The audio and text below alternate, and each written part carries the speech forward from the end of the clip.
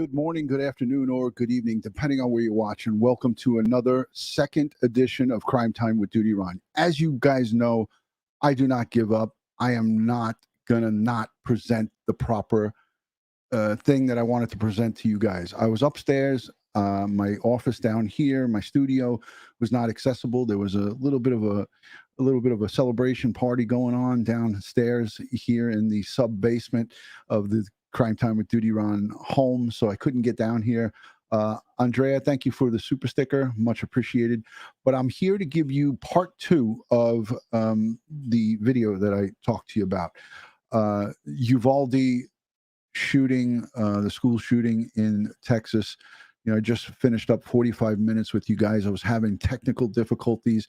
I didn't get to present to you exactly how I wanted to present the information to you. So I'm here back again in Crime Time with DutyRon Studios. I'm going to be able to give it to you exactly how I wanted to present this to you. So what I wanted to do is play a short clip of the press conference from yesterday, the one that got me so upset and still continues to tug at my heartstrings, make me feel just heartbroken for the 19 children slaughtered inside Uvalde Elementary School and the 2 teachers who were also equally brutally slain at the hands of a very, very sick gunman.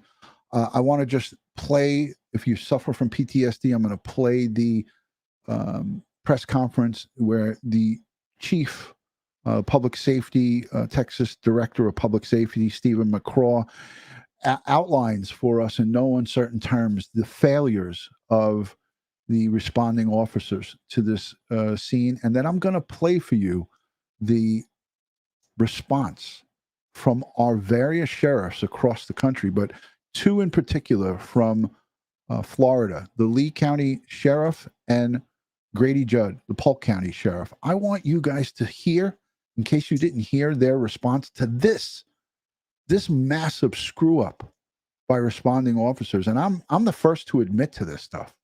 So I want to play for you the press conference, not in its entirety, just the important parts of it, where he goes over the failures and things of that nature. And then I want you to hear what Grady Judd and Sheriff Carmine has to say to you about Marceno, about what they are doing and what they've been doing to keep their children safe over in Florida. And I hope it's a reminder to everybody of how aggressive law enforcement has been since 10 years ago at Sandy Hook, the tragedy that happened over there, and the responses, some of the things that happened in the state of Florida, like the Parkland shooting at that school and the failures that happened there. And we all know what that was about. So thank you, friends. Hi, Jackie. Good to see you. Jackie Vineyard is here. That's my good friend, and she does all the chapters for everybody here. So thank you to Jackie Vineyard. She's an awesome, awesome friend.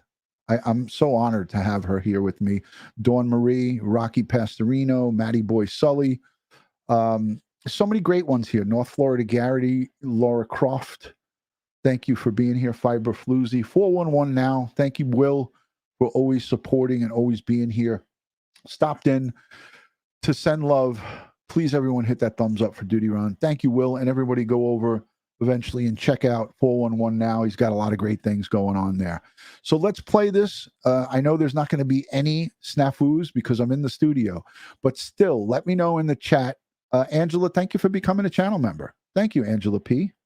Much appreciated. Atalia is here. Great to see you. Thank you. I'm hanging in there, folks. I'm pushing through this, man. I'm pushing through it. Joey Brooklyn is now Joey Long Island. He's pushing through, just listening and driving. All right, let's listen to this. Bear with me. The reason I'm playing this is because it's going to set up the next 2 videos that I play for you, and you're not going to want to miss what the next 2 people have to say. Here's the press conference from Friday. Under the Department of Public Safety assume lead responsibility of this horrific murder of 19 innocent child. Are we good on the sound? I think we are. And 2 adults. Our goal today is to provide the parents, the community of Uvalde, the public, as much information as we can and where we are on the investigation. Yes. We're here to report the facts as we know them now, not to defend what was done or to criticize what was done or the actions taken. I'll begin first and foremost with the timeline as we know it. The second timeline I'll discuss is the 911 timeline. Then we'll talk about the relevant social or digital media footprint of the subject. And we'll also have plenty of time for questions at that point.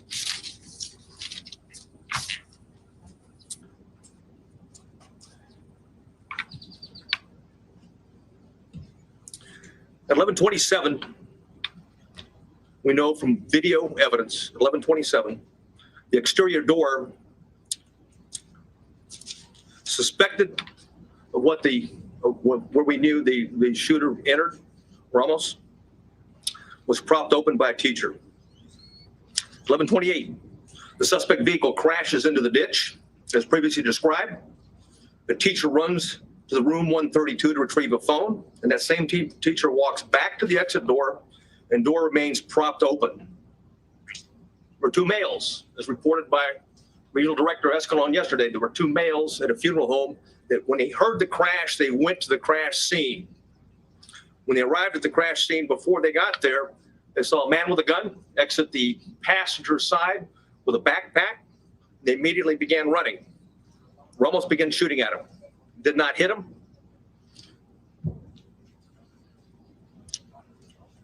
One of the males fell when he was running.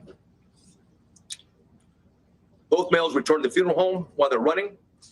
And then again, we see through video, teacher reemerges inside the school in panic and apparently calls 911. 911 call at 11:30. There was a crash, man with a gun. 11:31. I just want to stop it there just for 1 second. And it's the only time I'm going to stop it. Those two people who were shot at from the funeral home, that funeral home is paying for every funeral of each and every one of the 21 victims. They are paying for it. They're not charging. That funeral home across the street from Uvalde Elementary School, the elementary school in Uvalde, Ross Elementary School, they're paying for each funeral, no charge. And there is a custom casket maker who is also making caskets for each one of those children at no charge. God bless them. What wonderful people. They were shot at. Powerful. One, the suspect reaches last row of vehicles. One of the males fell when he was running. Both males returned to the funeral home while they're running. And then again, we see through video, teacher reemerges inside the school in panic and apparently calls 911. 911 call at 11:30. There was a crash, man with a gun. 11:31, the suspect reaches last row of vehicles to the school parking lot. 11:31, the suspect shooting began at the school while patrol vehicles got to the funeral home. I'll point out where it is.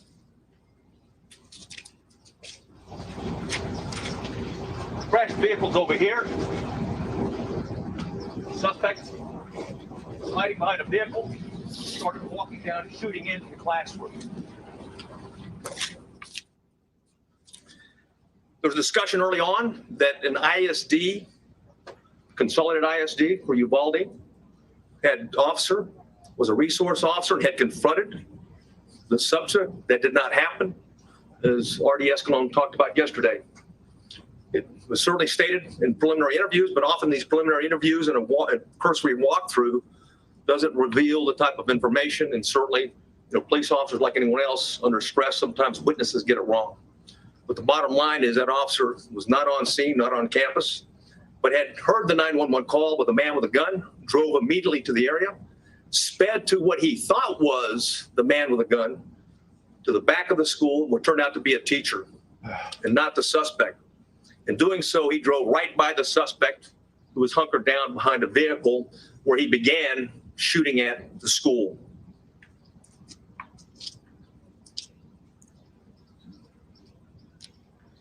At 11:31, The suspect shooting in between the vehicle is when it began. While patrol vehicle gets to the funeral home. Multiple shots are fired outside the school at 11:31. Patrol car accelerates into the parking lot, drives by the shooter. That's exactly what I was talking about. That was the ISD officer at that time. He passes and then leaves the camera view. There's multiple shots fired at the school at 11:32, at 11:32:27, 11:32:36. At 11:33 is when the suspect entered the school at the door that I'm pointing to now. At 11:33, the suspect begins shooting into room 111 or 112. It's not possible to determine from the video angle that we have at this point in time. We do know this, that he shot more than 100 rounds based on the audio evidence at that time, at least. I'm going to stop it there again, and I promised you guys I wasn't going to do that. So I had it wrong in the previous video. It was not 110 and 111. It's 111 and 112. So here's where my cursor is, right? We know that the shooter, by what the superintendent just told us, shot as he walked along here at these classrooms. He shot rounds here, here, and here, and then walked up and around, right? This was a grassy area here. He walked up and around, and this is where he entered, right? This is the back area in my previous videos along 111 and 112. If you would go straight along this arrow instead of going into this building, you go around a dumpster, and then there's like a playground, it looks like. Excuse me. Police could have converged back here, took up a tactical approach. This is a building. This is a wall right here, right? They could have took up, not only could the police have been 19 in this hallway right here, but they could have came around and took a tactical approach on this grass and made a tactical entry from the windows on room 111 and 112.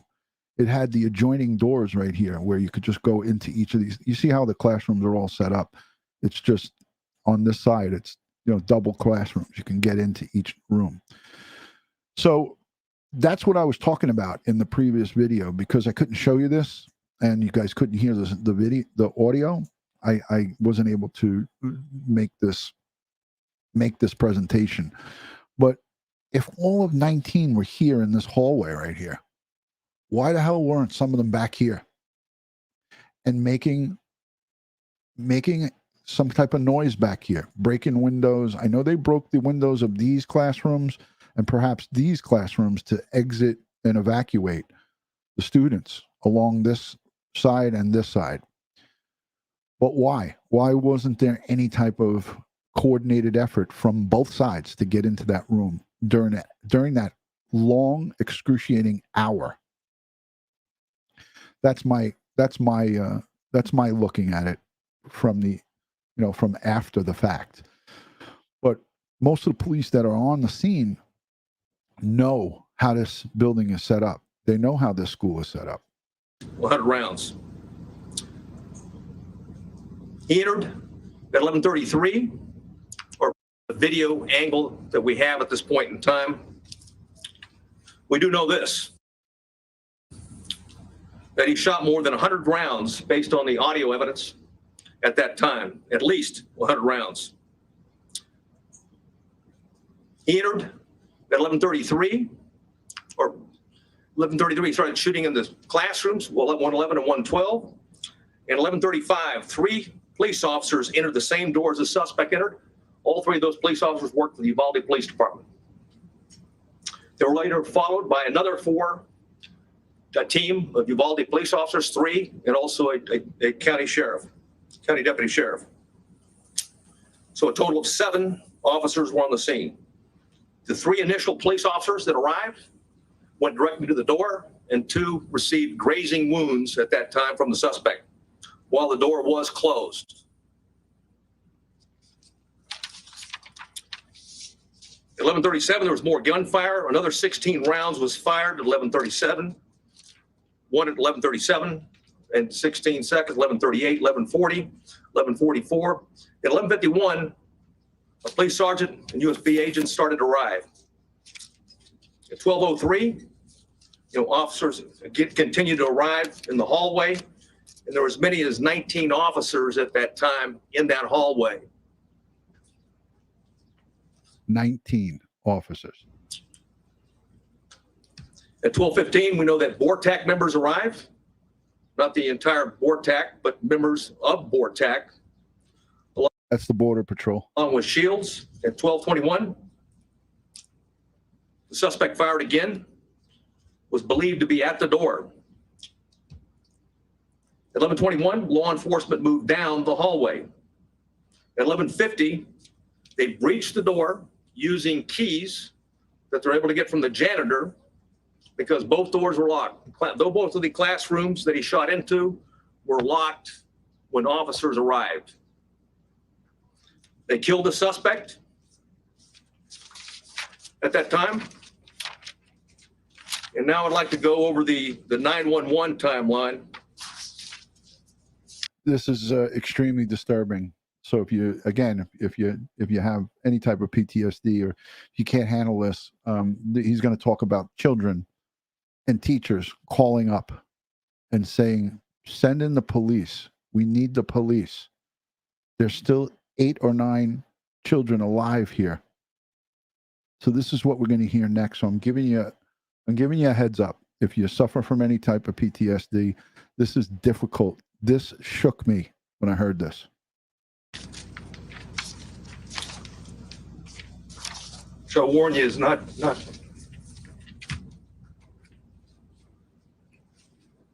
It's better that I read it than you listen to it.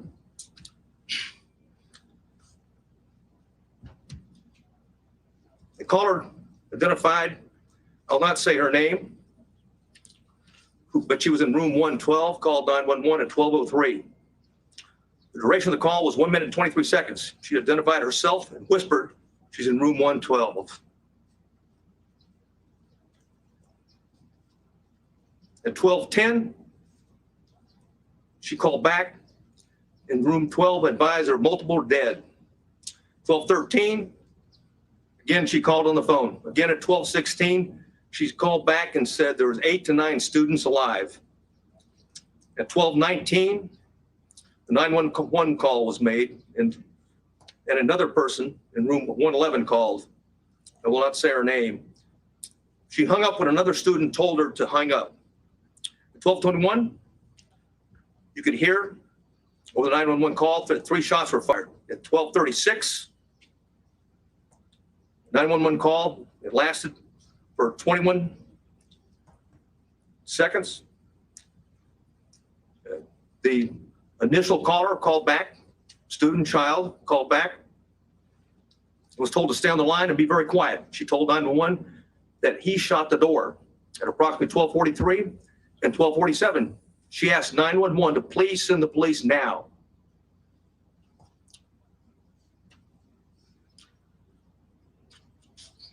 At 12:46, she said that she could hear the police next door.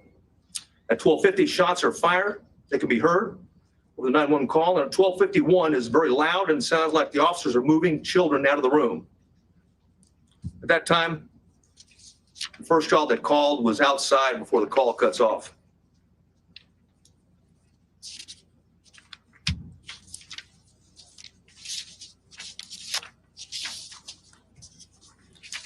Additional information that we have is that there are 58 total magazines at the school related to the crime scene. 11 of those magazines were inside the school. 3 were on the suspect's body. 2 in room 112, 6 inside room 111. 5 were on the ground, 1 was in the rifle. There were 32 magazines outside the school, but on school property, 1 just outside the school. Each one of those magazines hold up to 45 rounds. I have similar magazines for my AR-15. They hold up to 46, and some of them are extended.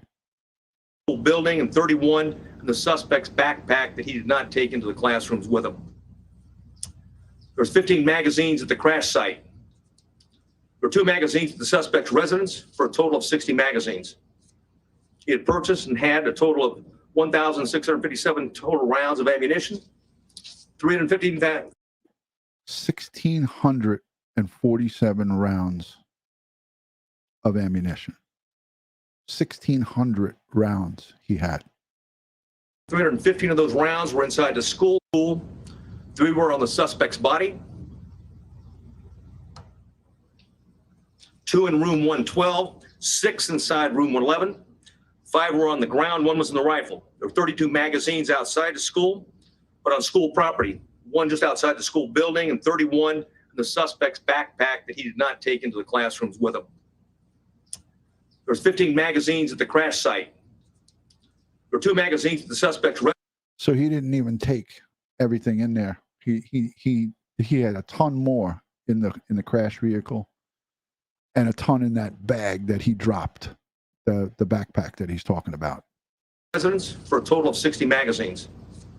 He had purchased and had a total of 1,657 total rounds of ammunition. 315 of those rounds were inside the school. 142 of those were spent cartridges. 173 were live rounds. There was 15 magazines at the crash site. There were 2 magazines at the suspect's residence for a total of 60 magazines. He had purchased and had a total of 1,657 total rounds of ammunition. 315 of those rounds were inside the school. 142 of those were spent cartridges. 142 spent cartridges. That means he fired 142 shots inside that school. That's not counting the ones he shot outside, but that's an awful lot of shots. 173 were live rounds. 922 were outside of the school, but on school property. 22, 2 in room 112, 6 inside room 111. 5 were on the ground, 1 was in the rifle. There were 32 magazines outside the school, but on school property. 1 just outside the school building and 31 in the suspect's backpack that he did not take into the classrooms with him. There was 15 magazines at the crash site. There were 2 magazines at the suspect's residence for a total of 60 magazines. 60 magazines. How did he buy all of that? That's expensive stuff, man. That's another question I have is, where did this kid get $5,000 to spend on all of that ammo? Ammunition is not cheap. 60 magazines. The guns come with 2 magazines each, so he had 4 on those 2 separate purchases. He had 60 magazines and 1,600 rounds. Where does an unemployed kid come up with over $5,000? That's part of the investigation there, too. He had purchased and had a total of 1,657 total rounds of ammunition. 315 of those rounds were inside the school. 142 of those were spent cartridges. 173 were live rounds. 922 were outside of the school, but on school property. 22 of those were spent cartridges. 900 were live rounds. 422 were at the crash site. 22 were spent cartridges. 420 of those were live rounds. There's 35 spent law enforcement cartridges total in the school. 8 of those were in the hallway. 27 were inside the classroom. 111 where the suspect was killed.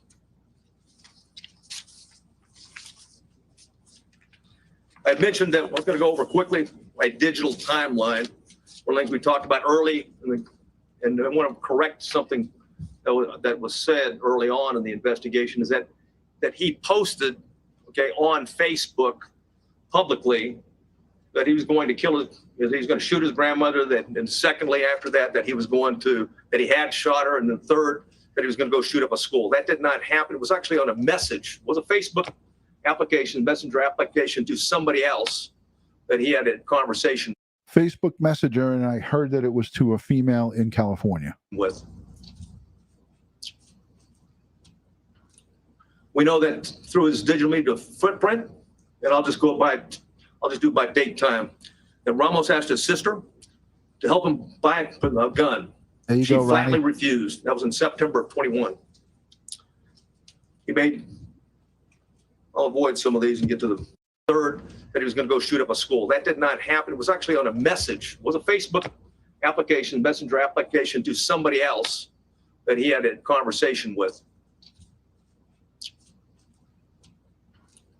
We know that through his digital media footprint, and I'll just do by date time. And Ramos asked his sister to help him buy a gun. She flatly refused. That was in September of 21. I'll avoid some of these and get to he had Instagram, a 4-group chat. And it was discussed that Ramos being a school shooter. That was on February 28th of 2022.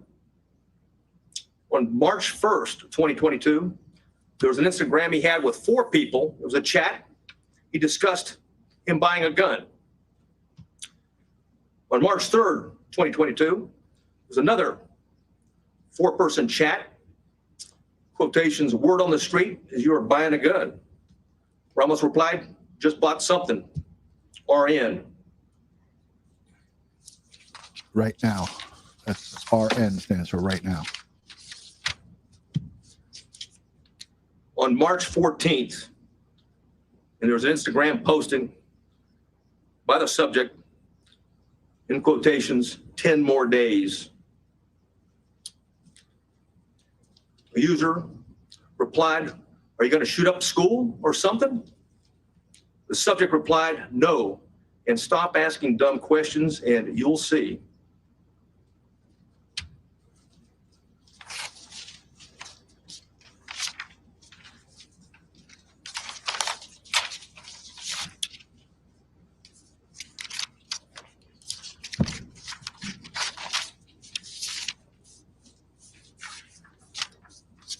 I know you have many questions, and I've agreed to stay as long as we can to answer as many of those questions that we can. If I can't answer it because we don't know definitively right now, I'll simply say that. And it continues to be a preliminary investigation. There's, literally, certainly over hundreds of interviews that have been conducted, will continue to be conducted, and there's thousands of leads that will be pursued, not consecutively, but concurrently. And thanks to our federal and local partners, and I do want to mention behind me, we've got the FBI Special Agent in Charge. We also have an ATF Special Agent in Charge, or ASAC. And of course, who else what I got behind? Okay, but Texas Rangers, if there's any specifics that I haven't covered that I might need their particular support on. I do want to cover one thing quickly, though, before I go to questions. And that's some of the questions that we have already received. And one of those is going around now that in fact, the subject had been one of the 2 arrested by the Texas Rangers and the local police back in 2018. That's not the case. He was not one of the individuals. In fact. So he right there said, and I saw people in the chat talking about it, this subject was not arrested in 2018. We have found no links, associations, and relationships in that investigation. Clearly it was a threat. It was back in 2018. The 2 juveniles were charged with attempted or conspiracy to commit capital murder. There's no question that we thought, and we had evidence, and certainly the district attorney agreed, that these juveniles, one 13, one 14 years old, was a threat to Uvalde. And there was a discussion at that time, even the senior year of the one that was 14 years old, which would make it 2022. However, that was not the subject.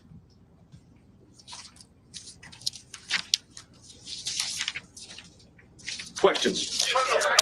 All right, this gets very out of hand here, so I don't think I'm going to play all these questions unless you guys want to hear this, but I have 2 other videos that I want to show you from responses from sheriffs in Florida. The responses were a direct response to this press conference and to this shooting that happened in Uvalde. I'm just going to let a little bit of this play because, again, it is it's a lot of screaming back and forth. But Brian Enton and a couple of news reporters asked some good questions. It's just that they were just screaming at him. I mean, they could have gotten their questions across if they would have all taken their turn, but this turned out to be a cluster. It's hard to hear it too. So let me just play a little bit of it, and then we'll go to the 2 sheriffs' responses.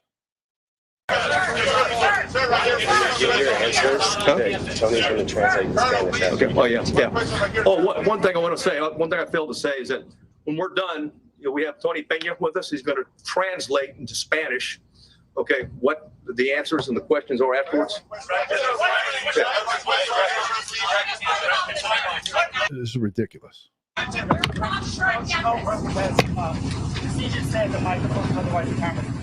you for doing this, and I do hope you stay here and take as many questions as possible. You say there were 19 officers gathered in the hallway or somewhere. What efforts were made to try and break through that door? You say This reporter actually asked a decent question. He said, "You said there was 19 officers there. What efforts did they make to penetrate the classroom?" And he's going to answer it. What efforts were the officers making to try and break through either that door or another door to get inside that classroom? None at that time. Why? Why? The on-scene commander at the time believed that it had transitioned from an active shooter to a barricaded subject. So that was the answer to why they didn't go in, because the incident commander, the chief of the schools, believed that it was a barricade and not active, which is ludicrous and ridiculous. I mean, if he would have just reviewed the 911 calls, and you would have heard 911 dispatchers say that there's little kids calling and teachers calling, saying, "Send the police." He wouldn't have drawn that conclusion. It's mind-boggling. 5 children were calling 911 saying, "Please send the police. They are alive in that classroom." Yeah, he's asking them. He's saying they were alive in that classroom, calling 911, saying, "Please send the police, please." And we're going to hear his response to that. Rocky, thank you so much for the $25 super chat. He says, he or she says, "Thank you, Ron, for intelligent analysis from your professional point of view. Local authorities gave absolutely different information, contradicting real facts. Please do a thorough analysis. I love your expertise." Absolutely. I certainly will. It's going to take me several videos to do a complete analysis, but there was so much misinformation, and they're blaming it on reports come in and they don't get the right reports. It's their job to get the right reports. It's the governor's job to vet what he's spewing out of his mouth. It's the police commissioner's job to vet the comments and the timeline and the activities of their officers that they're responsible for. The governor is responsible for the state. The police chiefs and the public safety superintendent, this guy speaking, they're responsible for what they put out. Not just in a huge mass incident like this, but every incident. You have a responsibility to vet the information and make sure you check and recheck before you spew it out of your mouth. Because who does it hurt? It hurts the victims' families.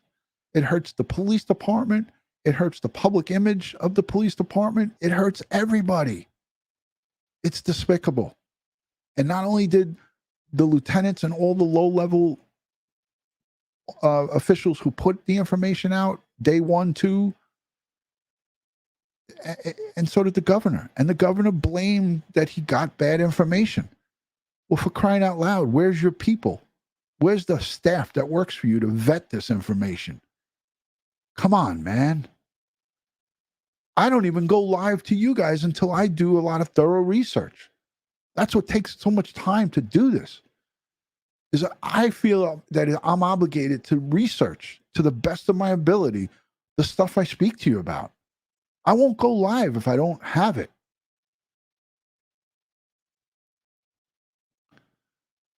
Fuck.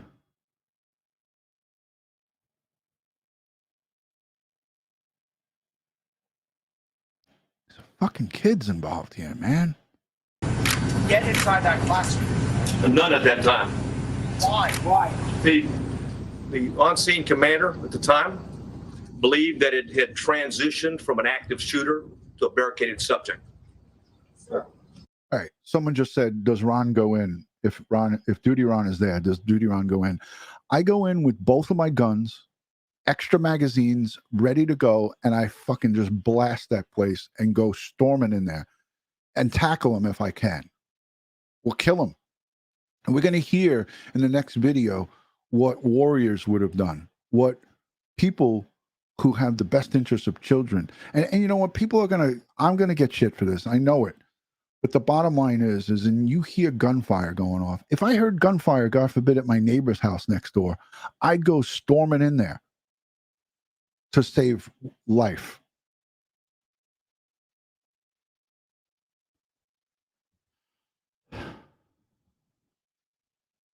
All right, let's go. Have people who are alive, children who are calling 911 saying, please send the police. They are alive. In that classroom, there are lives that are at risk. Hey, we're well aware of that. Right. Yeah. Why was this decision made not to go in and rescue these children? Again, you know, Why did they not go in and rescue those children? the on-scene commander considered it a barricaded subject and that there was time and there were no more children at risk. Obviously, you know, based upon the information we have, there were children in that classroom that were at risk, and it was, in fact, still an active shooter situation and not a barricaded subject. Sir,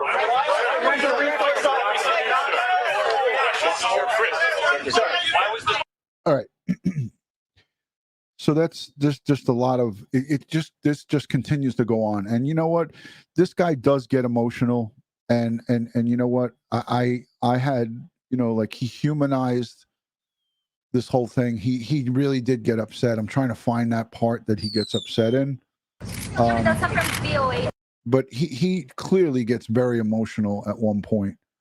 Team on site and the local police. You can see as this thing goes on, it builds up. But you know what? He knows that his people fucked up, and he knows that there was a major misstep that cost 19 children their lives and 2 adults. Could they have saved everybody? No. That they could have not saved everyone. But could they have saved some of those 19 children? Hell yeah. Did some of those 19 children bleed to death from wounds that might have been survivable? Yes.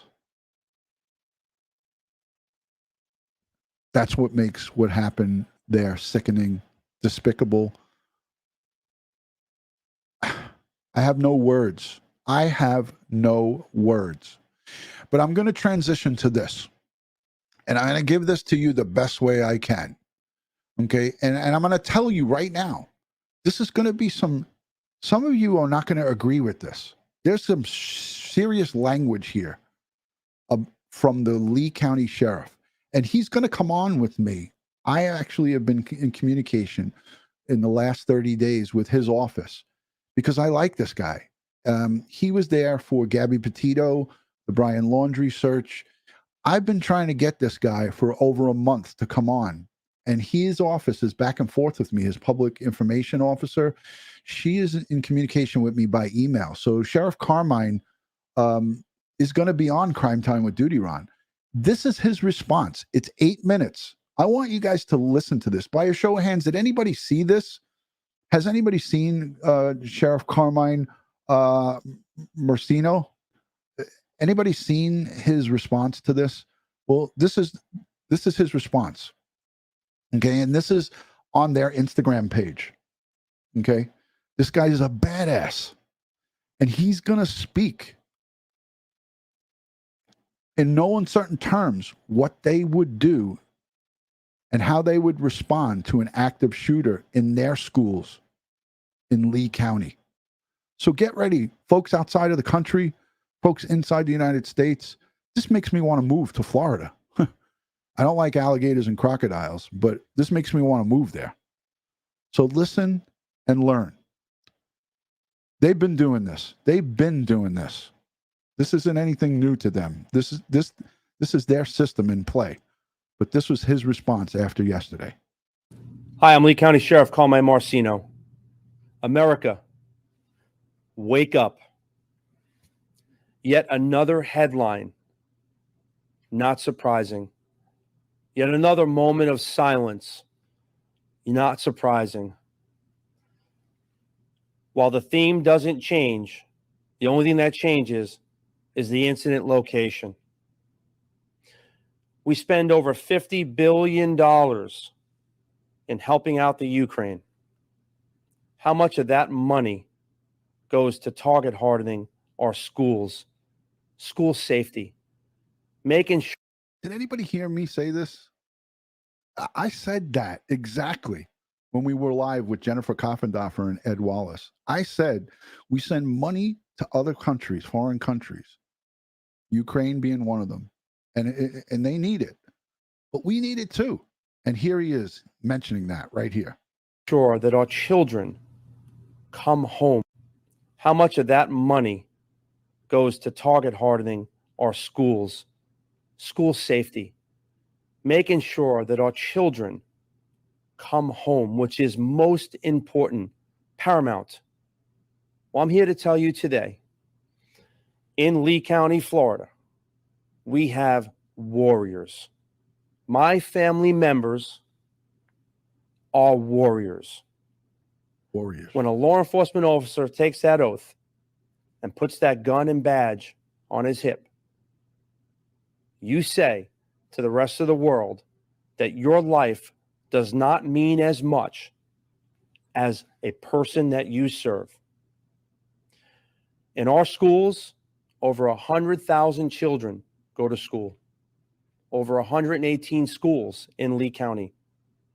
And I want to take a moment and thank the great residents of Lee County, the parents, the spouses, the husbands, the wives, the guardians, the grandparents, and all of you that trust in me as your sheriff and trust in my family that you can drop your child off and that we are going to make certain your child is safe. Safe kids, safe schools is paramount. Our great governor. Amen to safe kids, safe schools. And I just want to say this, Shredder Tainment, a friend, been here for a long time on the channel. I get that you're angry. We're bringing up 42 billion, the money that was sent to Ukraine. We sent it. It's already done. But the analogy that's being made and that you might not be getting is that we're saying, why not spend that same amount of money? And it wouldn't take that much. It wouldn't take the amount that was sent to Ukraine to shore up and harden our schools. But why doesn't our government say, hey, we got a problem here. There's kids getting killed. Parkland and all of these mass shootings that happen across the United States over the past 20 years, they have plenty of time to look and research what's going on. Where and why haven't they stepped up funds to harden the schools? And that's what Carmine just said here. Sandy Hook as well. Yeah. Come on, man.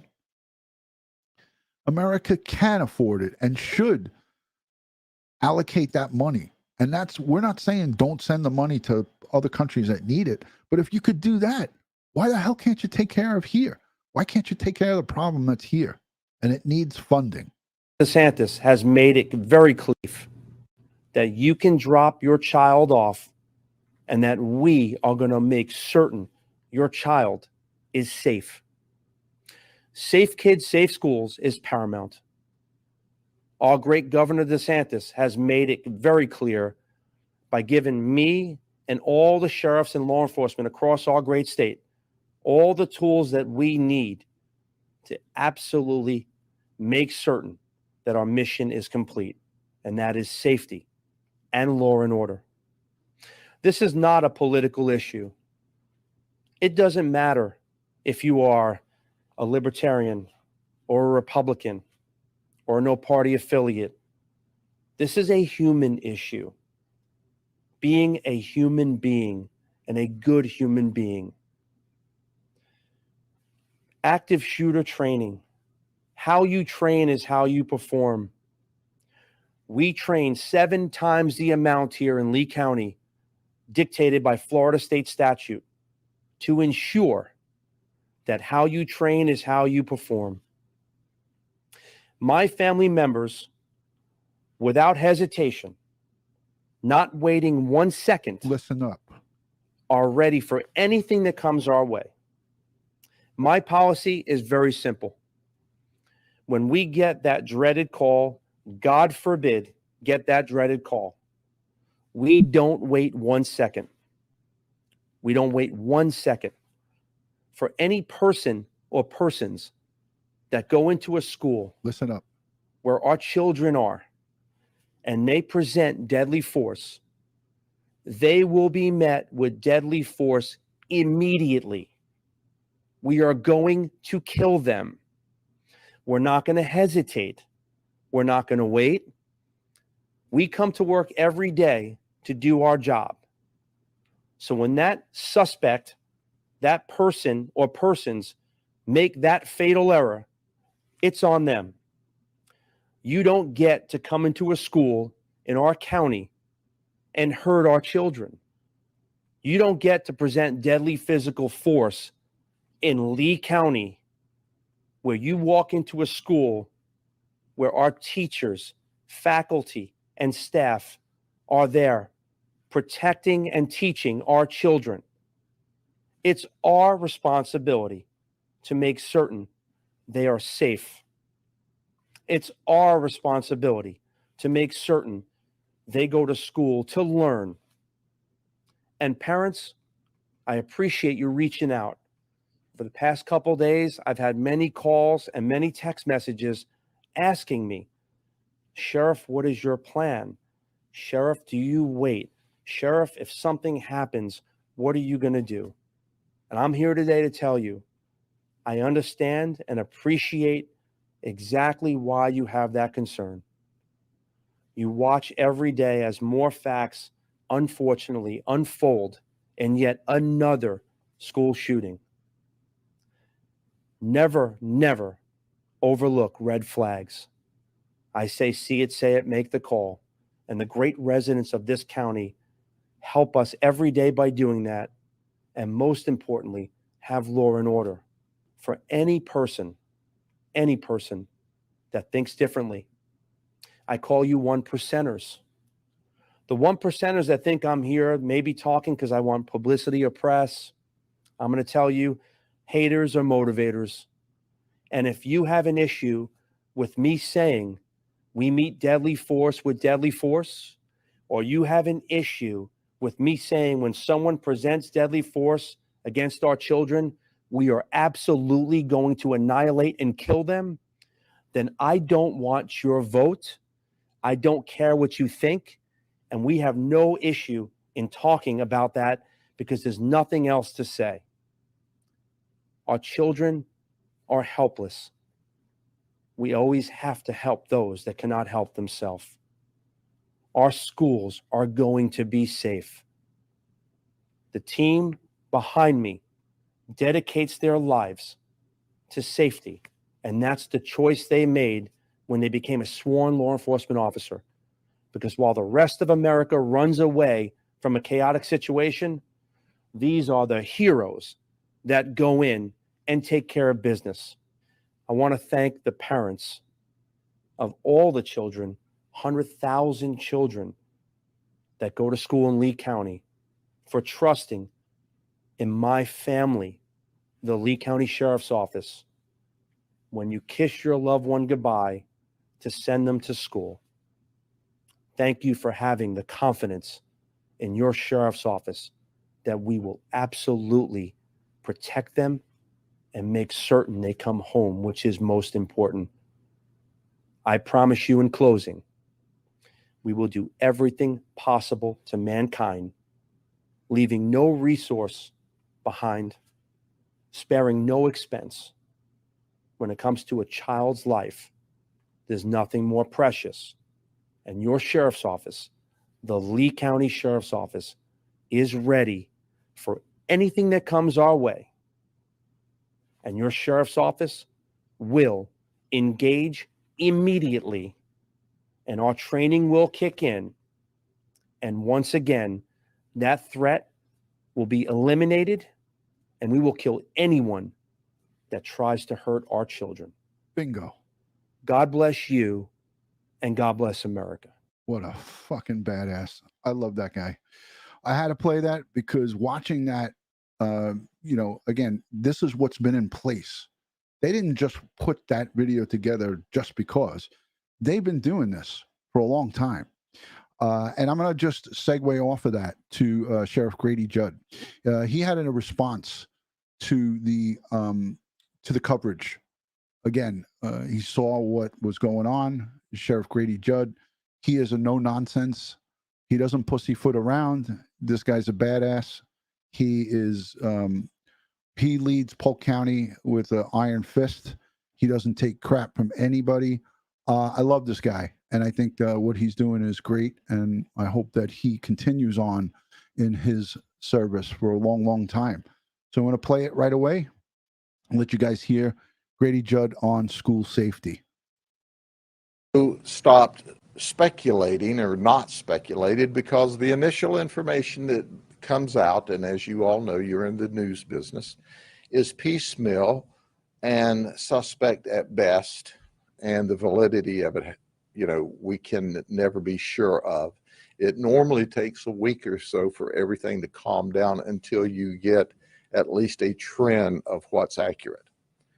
But what I do know is I watched the press conference like many of you did, where the spokesman clearly and unequivocally said the doors weren't locked. Thank you, Wiles.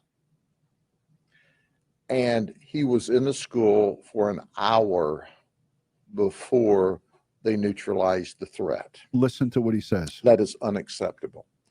So I have agreed to speak and give you some direction on what I believe should have happened based on the best information I have and the training that we have.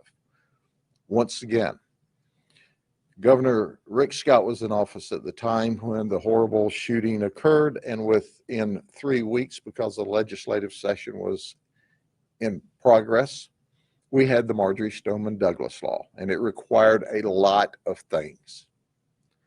Most of the things that it required, quite frankly, in Polk County, we were already doing. I have worked closely with the school system and in fact, I've contracted some of my people. I'm in charge of the safe schools. We have this philosophy here.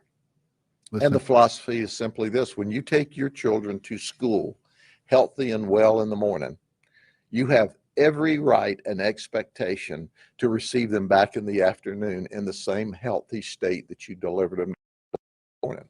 Amen. I took 3 of my grandchildren to school this week after that horrible tragedy. And as they walked onto campus, I saw a guardian. I saw police officers because their schools are in the city. And why is that? It's because the legislature in Florida and the governor acted. But I always say this, and I underscore this: the last school district in the state of Florida to come into compliance was the Broward County School District. He said, Did you Broward hear County. what I said? Where the shooting took place, we as a commission, and later on through a grand jury, had to force Broward County to do some things that they should have. And we had varying amounts of trouble on the commission getting other school districts to comply with state law. That's crazy. So why do I say all of that? Quite frankly, because I'm not surprised with that police response. It was a very small community in a very rural part of the state. And what we find overwhelmingly still today, after Columbine, Sandy Hook, Virginia Tech, Parkland, and to name just a few, people are in denial. It can't ever happen here. I will say this, and quite frankly, I hope you can prove me wrong. But the overwhelming majority of the school districts in this country, the overwhelming majority of law enforcement agencies in this country are not equipped and trained to deal with an active assailant, an active shooter, to the level that they need to be. And you can always improve. This is real talk. So I wasn't surprised that the doors were unlocked. I wasn't surprised. I was saddened about the response. Let me tell you clearly and unequivocally, the training in Florida, and I'll speak specifically here, and I'm thankful for the Florida legislature. I'm thankful for the people of the state of Florida and the support. But if you come, listen up, to a school in this county armed, we're going to do our best through either our guardians, our school resource officers, or our school resource deputy sheriffs to eliminate the threat outside of the school before they ever get to the children. We're trained to do that. Now, if you have trouble understanding that, let me give it to you in Polk County vernacular. This is the last thing you'll see before we put a bullet through your head if you're trying to hurt our children. Bingo. We're going to shoot you graveyard dead if you come onto a campus with a gun, threatening our children or shooting at us. I'm going to play that again. Armed. We're going to do our best through either our guardians, our school resource officers, or our school resource deputy sheriffs to eliminate the threat outside of the school before they ever get to the children. We're trained to do that. Now, if you have trouble understanding that, let me give it to you in Polk County vernacular. Why don't you This put your is the thumb up your last thing butt? you'll see before we put a bullet through your head if you're trying to hurt our children. We're going to shoot you graveyard dead if you come onto a campus with a gun, threatening our children or shooting at us. Now, quite frankly, here's the deal. We're going to charge directly to the threat. There's no mustering, there's no gathering up. We go individually to the threat and engage it. That's what we train for. Why do we train like that?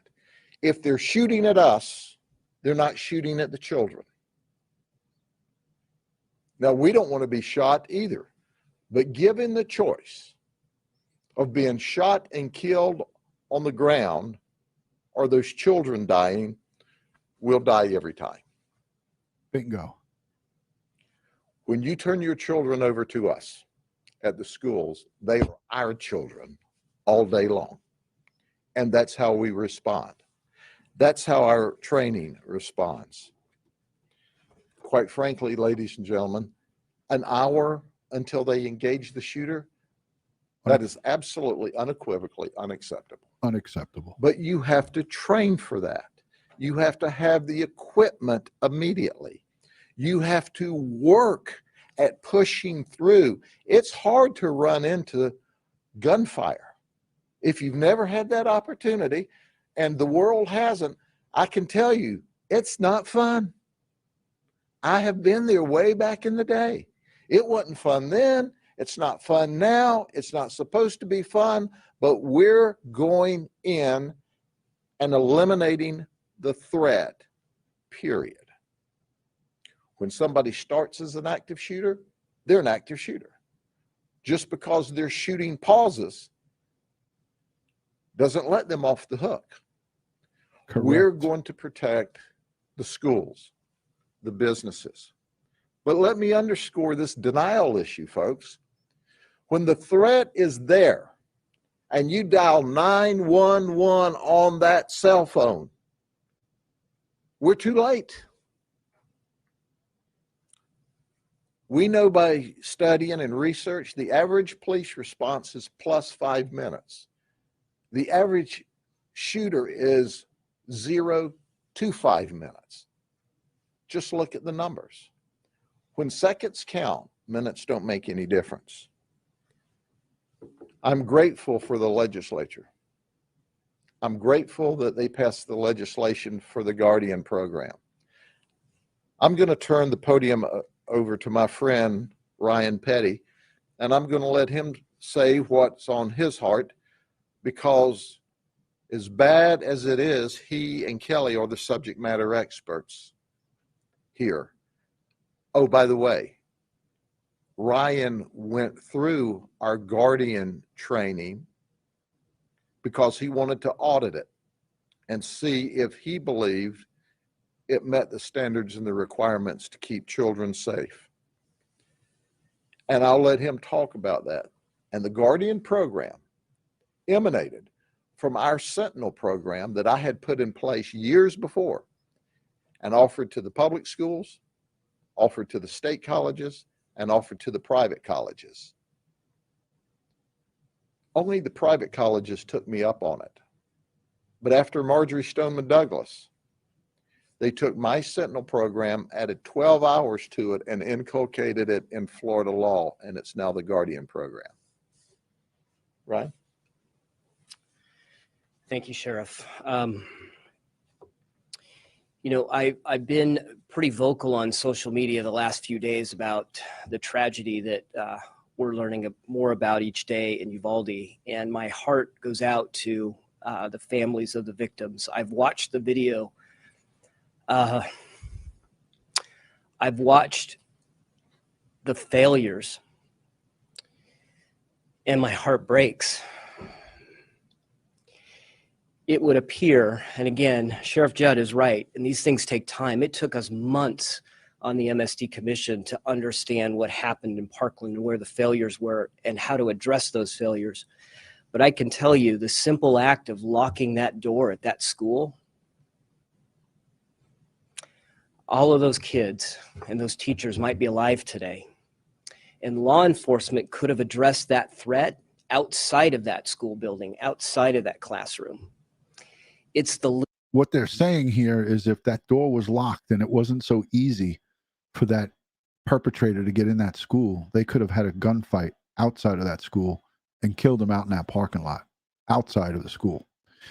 That's what they're trying to say. Wilesy Pony, thank you for the $50 super chat. She says, this guy is almost as badass as you are, DutyRon.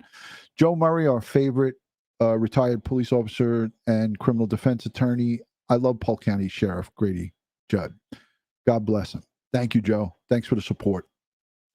This guy went through the Guardian program. He knows what it's about, and he is getting emotional just talking about what he witnessed and the lack of proper tactics, the lack of proper response at Uvalde. And you could see he's emotional. little simple Let's hear the rest of what he has to say.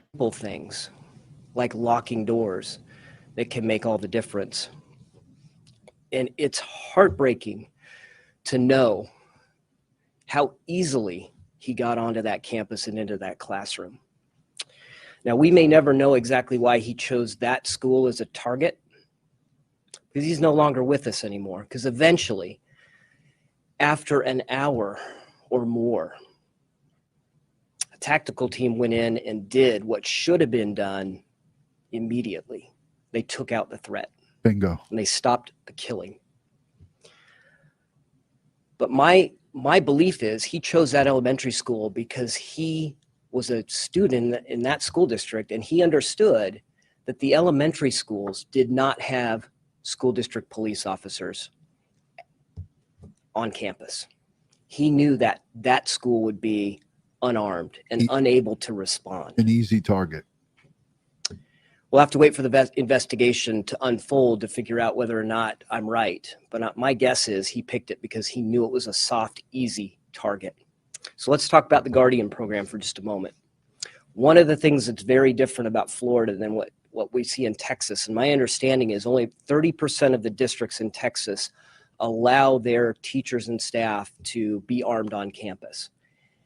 And I still don't know to this day whether Uvalde Independent School District is one of those districts or not, but my belief is they aren't. The Guardians are that last line of defense. And as the sheriff mentioned, and the best case, law enforcement is going to get to the scene of these horrific tragedies after several minutes. The killing's over by the time responding law enforcement gets there. In fact, Secret Service study of school attacks showed that of 42 attacks, they studied 42 attacks, only one was stopped by responding law enforcement. And that was because they were actually there on campus that day doing a drug sweep. It's too late for responding law enforcement to get to these killers. They're already doing their heinous deed. So we need guardians. And the sheriff said, I went through that guardian training because I wanted to understand for myself. I want to be able to stand in front of the people in the state of Florida and say with a 100% assurance, I know the training is good. I know the training is effective. And I would be happy to send my kids to a school that had guardians in that school, because I went through with a group of teachers, and I'm not going to say which school they belong to, and I'm not going to give out names or anything like that, but I know they're prepared and ready and willing to run to the threat and take out the threat. And they're capable of doing that. So I will leave it at that. We'll see how the investigation in Uvalde unfolds over the next several days. There's a lot to learn, but I think if I could offer some advice to that law enforcement agency, Sheriff, it would be they need to be very clear about what they know and what they don't know.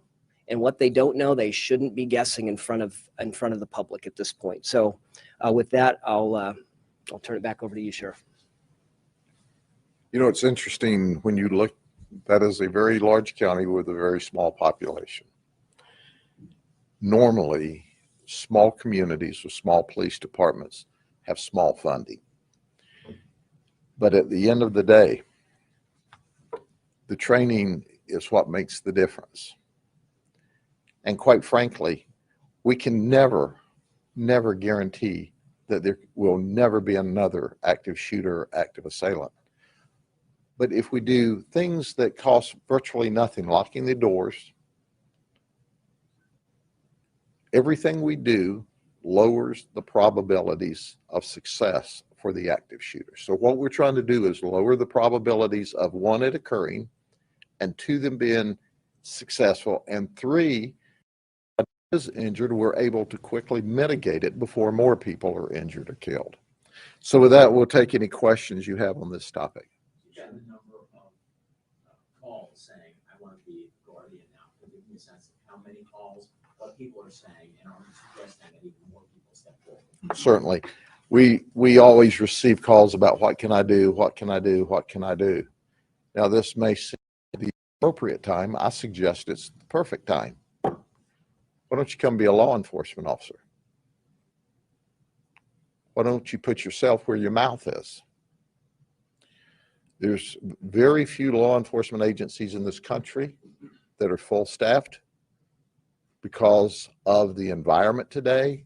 We had the hate on the cops and the defund the police.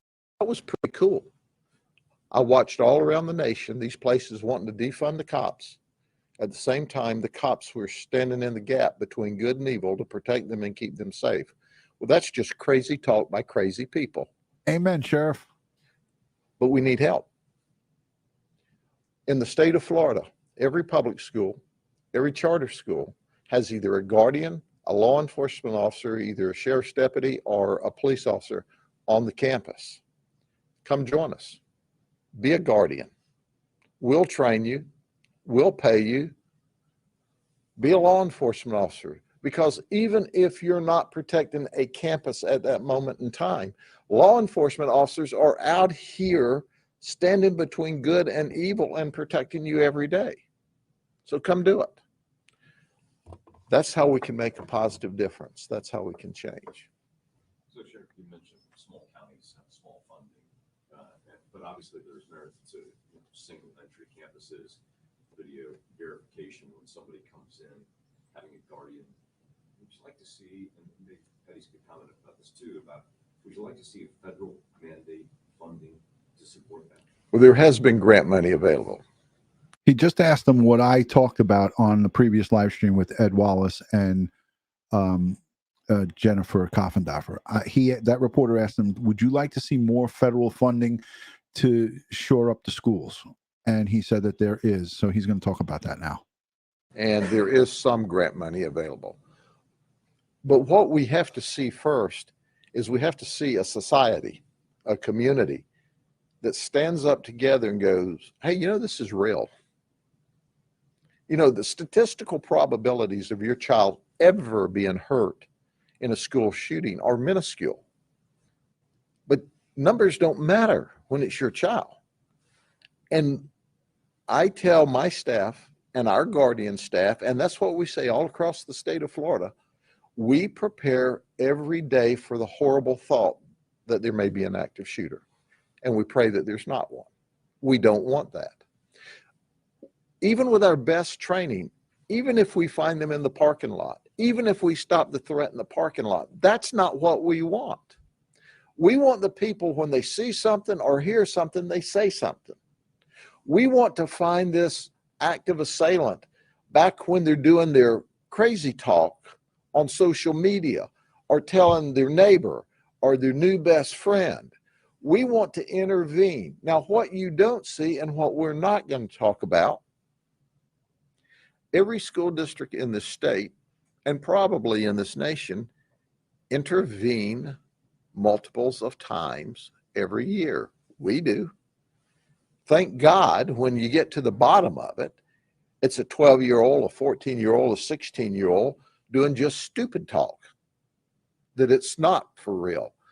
But we accept everyone on face value as a valid threat until we're able to deal with it otherwise, because we don't know who is just mad and chattering on social media and who means what they say. So if you say it, we take that you mean it, and we want intervention. So we have legislation. The schools are required to do a lot more detailed risk analysis. We have mental services, and we're still working to make those more robust. We've not finished, we're not at the end game with security in the state of Florida, but we're light years ahead of most places in the United States. And that is true. That doesn't mean that we can't have an active shooter. We just pray that we've reduced the probabilities, because a madman with a gun is a dangerous person. Would you like to see a federal mandate for a guardian program? I agree with what the sheriff said. I mean, after Parkland, I went up and lobbied for the Stop School Violence Act, and we got that passed immediately after. There was $1 billion worth of funding for school hardening projects and things like that. I'd love to see more funding for it. The complaint I hear from school districts sitting on the State Board of Education is we don't have enough funding for, you know, almost anything, they say, right? So more funding would be good. I typically don't like to see the strings that get attached from DC to these funding things, but if there were block grants and the funding would be used for guardians, then I would support that. All right, so I'm going to stop it here because I think that I made my point here. You saw two sheriffs from two different districts, and for those of you who didn't see, the Lee County Sheriff Carmine Marceno, he awesome. I suggest you go and watch it, because he was badass and basically said, if you come into our schools and you try to shoot one of our children, we're going to shoot you and we're going to kill you. And I love that he said that, because that's what our police are supposed to do, not what happened in Uvalde. What happened there is the extreme. It is shocking to veteran law enforcement professionals like myself and Ed Wallace, Joe Murray, Sergeant Cannon, Phil Grimaldi, and all of us who spent the great majority of our lives protecting and serving. It's not how it's supposed to go. What we've seen and what we heard yesterday and what happened in Uvalde, Texas, is a huge misstep, is a miscarriage of justice, is greatly, greatly disconcerting. Those children, they deserve better. And it's just shocking. I'm going to just play quickly again for those of you who are joining late. This is the Lee County Sheriff, and I'm only going to play a small clip of what he said, but you can go over to Instagram to the Lee County Sheriff's Instagram page, and you could watch this. This is awesome. So I want you guys to see this, and then we'll wrap it up. Thank you, Joe. School hardening. Let's get it done. As much as a person that you serve. In our schools, over 100,000 children go to school. Over 118 schools in Lee County. And I want to take a moment and thank the great residents of Lee County, the parents, the spouses, the husbands, the wives, the guardians, the grandparents, and all of you that trust in me as your sheriff and trust in my family that you can drop your child off and that we are going to make certain your child is safe. Safe kids, safe schools is paramount. Our great Governor DeSantis has made it very clear by giving me and all the sheriffs and law enforcement across our great state all the tools that we need to absolutely make certain that our mission is complete, and that is safety and law and order. This is not a political issue.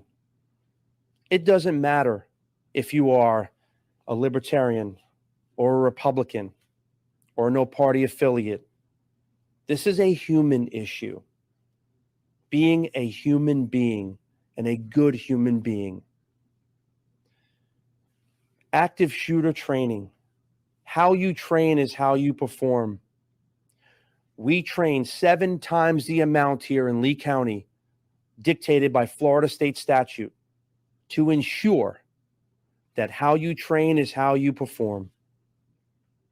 My family members, without hesitation, not waiting 1 second, are ready for anything that comes our way.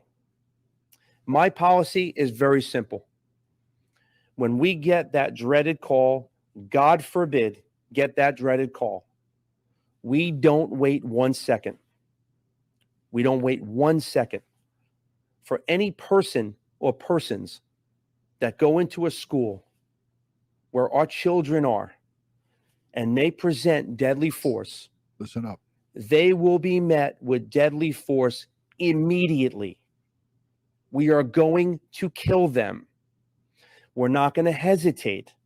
We're not going to wait. We come to work every day to do our job. So when that go into a school where our children are and they present deadly force, they will be met with deadly force immediately. We are going to kill them. We're not going to hesitate. We're not going to wait.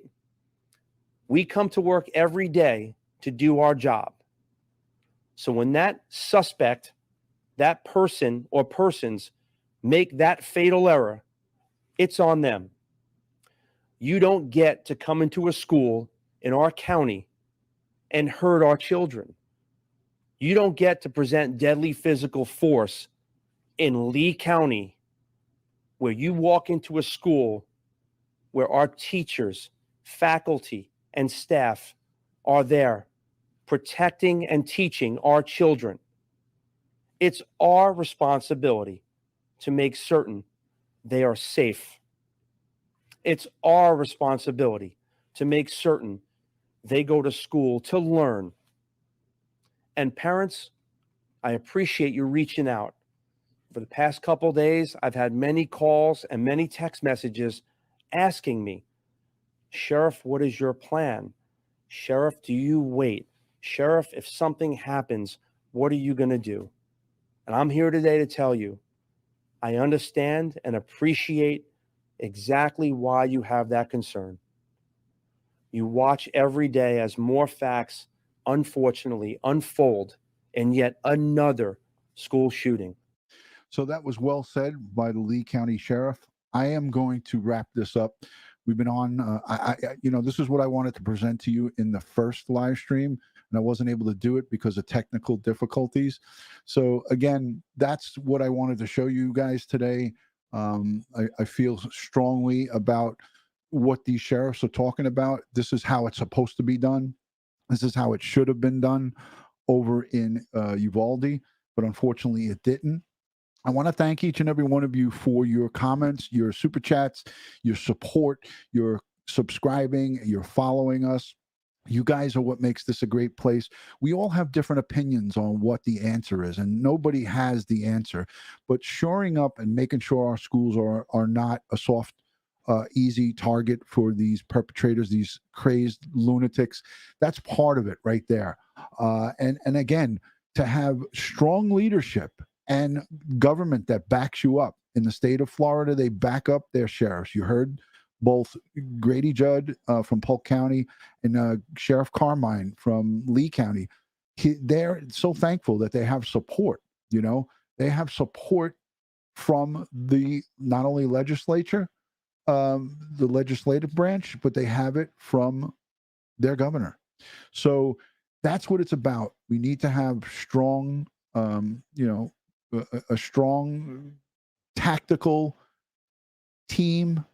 We need to have a plan in place. And as we saw in Uvalde, there was not a plan in place. Their SWAT team for the Uvalde Police Department is part-time. That's unacceptable.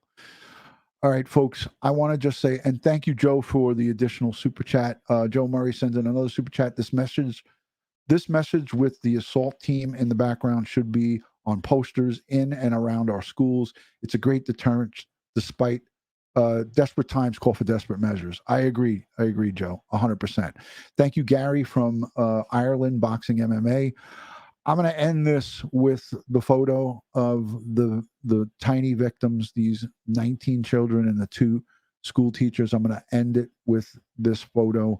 And again, my heart and prayers go out to the families, the victims, the community in Uvalde, Texas.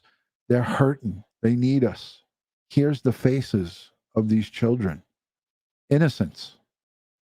Just heartbreaking, folks. Think about them. Pray for them. Let me know what you think about this video down below in the comment section. Send prayers, strength, positive vibes. And as I always like to end these videos, God bless the world. God bless the United States of America. And God bless each and every one of us here in the chat. But especially these 19 victims, these small little children, and the 2 teachers. God bless especially these 21 victims. They need us now more than ever. We'll send them strength, prayers, positive vibes. Love and respect from DutyRon. And thank you. Thank you for watching. God bless, guys. Bye now.